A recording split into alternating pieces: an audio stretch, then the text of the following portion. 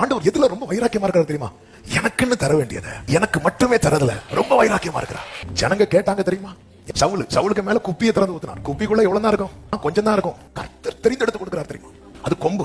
அந்த எண்ணெய் வந்து தலையில மட்டும் நிக்காது, அது அடப்பையில இறங்கும், இன்ஸ்ட்ருமெண்ட்ல இறங்கும். கூட்டணும் வந்தாச்சு, காட்டுல நீ எல்லாம் விட்டுட்டு வர முடியுமா? இப்படி வரும்போது இப்ப குப்பி திறக்கப்படல, கொம்பு.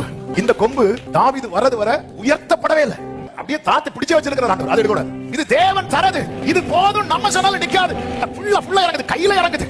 நேர காட்டுக்கு போனா காட்டுல ஒரு சிங்கம் வந்து நிக்குது. தாவீது நினைச்சிருப்பார், ஜஸ்ட் மிஸ். யாரு? நாடு. நேத்து வந்திருந்தா அந்த ஆடுக்கு பதில் வாயில யார் இருந்திருப்பா? நான் இருந்திருப்பேன். ஆனா நாளைக்கு சிங்கம் வரத நினைச்சு இன்னைக்கே தலையில அபிஷேகத்தை ஊத்துறாரு பாருங்க. அநேக காரியங்களை செய்தது எப்படி தெரியுமா? அவர் தெரிந்தெடுத்து.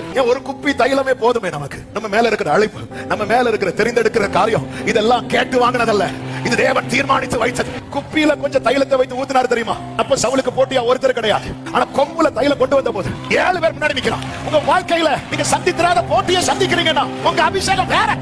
நீங்க போராடும் போது சிங்கத்தின் பற்களுக்கு இரையாகாமல் அநேக ஆட்டுக்குட்டிகள் மீட்கப்படுகிறது. நம்ம சவுல போல வந்தவங்க கிடையாது, தாவீதை போல கொண்டு வரப்பட்டவர்கள். எத்தனை சிங்கங்கள், கரடி. இந்த பிரச்சனையை தாண்டி நீங்க நிக்கிறீங்கன்னா ஒண்ணு புரிஞ்சுக்கோங்க, தலை மேல இருக்கிற அபிஷேகம் அவ்வளவு பாவம்.